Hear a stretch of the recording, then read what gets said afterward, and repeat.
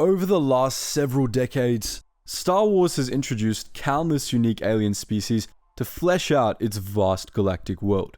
Some of these, like the Hutts or the Twi'leks, are well known. Others, like the Evokai or the Zeltrons, are more niche. Truly, it's hard to open up a comic or game from the franchise without stumbling across at least one new alien you'd never heard of, and it's been our goal here at Geetsly to cover as many of these weird, wacky, and sometimes wonderful species as we can. That said, today, we're focusing on one of the earlier alien species ever shown in Star Wars, and in fact, one that's captured the hearts of many a Star Wars fan. In today's video, we'll be talking about the Ortolans, so buckle in, put some jazz music on, and get ready to boogie.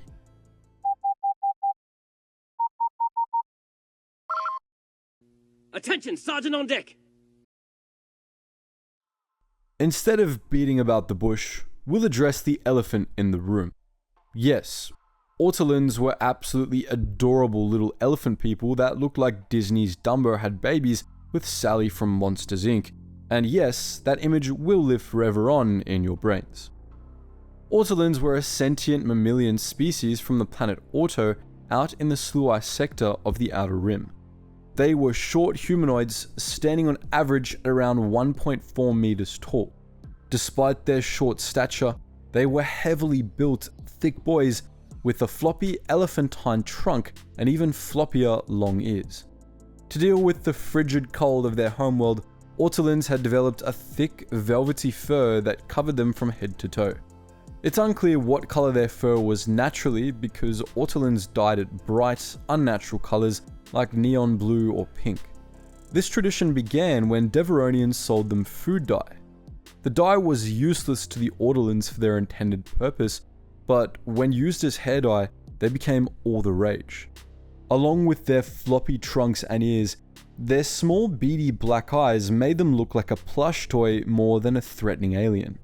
Under their brightly dyed coat, a thick, jiggly layer of blubber provided protection from Orto's freezing temperatures. In most legend sources, Ortolans are depicted with 2 arms, each with 4 fingers and a non-opposable thumb, all of which were tipped with suction cups. However, some canon sources, including Star Wars Absolutely Everything You Need to Know, a book published by Dorling Kindersley in 2015, have depicted them as armless.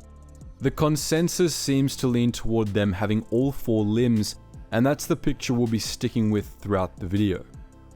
Ortolans' large ears were incredibly sensitive to sound waves, and their long noses had a keen sense of smell. Together, this helped them sense food from up to 2 kilometers away, which was helpful given the extreme scarcity of food on their home planet. The suction cups at their fingertips were how they absorbed nutrients into their body.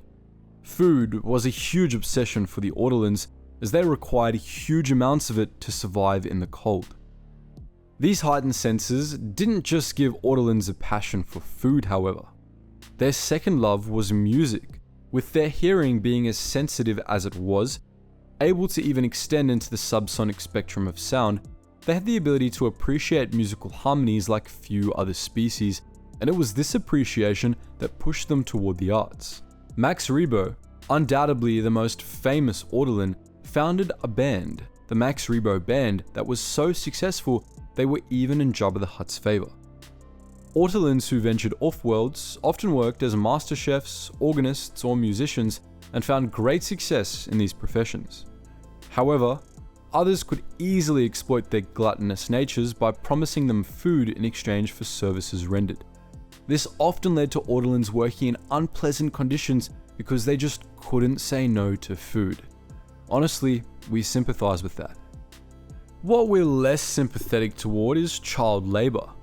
With the maximum life expectancy only 70 years of age, Ortolans had a lot of life to live in a short amount of time.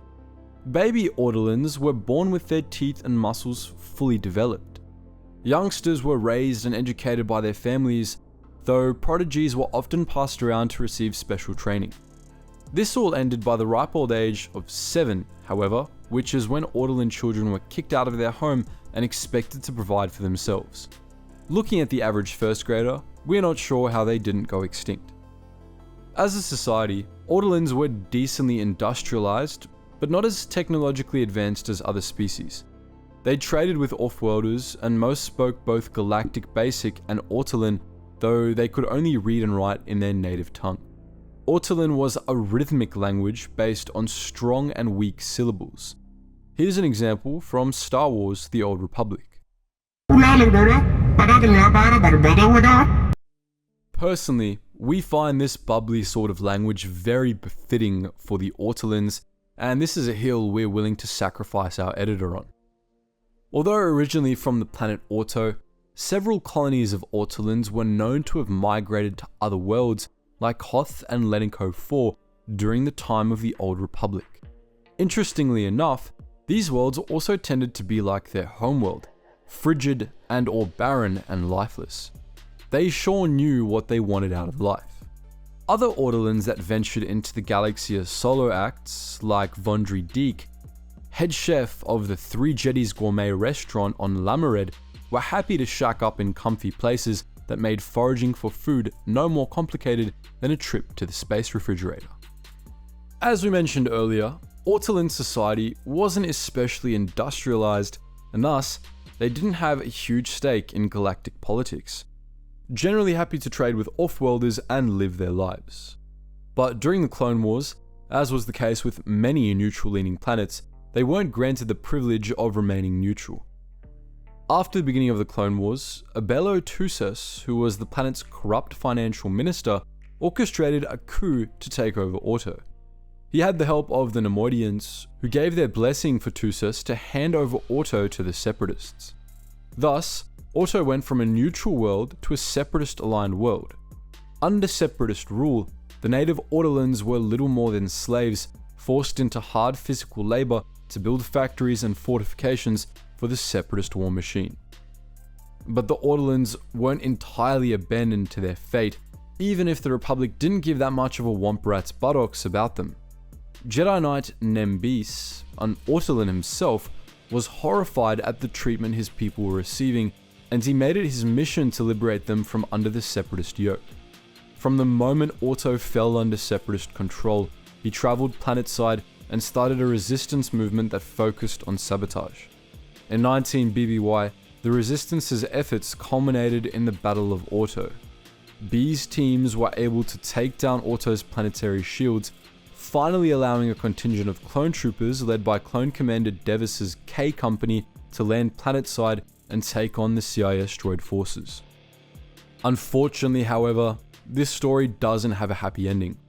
If the year of the battle didn't give it away, Order 66 was executed during the Battle of Orto, resulting in the clone troopers turning on Nembis and executing him. Instead of finding themselves free, the Ortolans went from knowing the bitter taste of the Separatist bit in their mouths to that of the Galactic Empires. During the reign of the Empire, Ortolans weren't even allowed to leave their homeworld, forced to remain and continue providing slave labor. Any Ortolans found off-world were either slaves themselves, smugglers, or rebels. After a harsh war, the Ortolans' tenacity was rewarded only with more suffering. As tragic as that was, it was a true metaphor for the pointlessness of the Clone Wars and the inevitability of the fall of the Republic. What do you think? Did you know Ortolans actually absorbed food through their fingertips? Are there any other alien species, from well-known sources or obscure legends media, that you'd like us to cover next? Feel free to let us know any thoughts or requests in the comments section below. And as always guys, thank you so much for watching, and I hope to see you in the next video.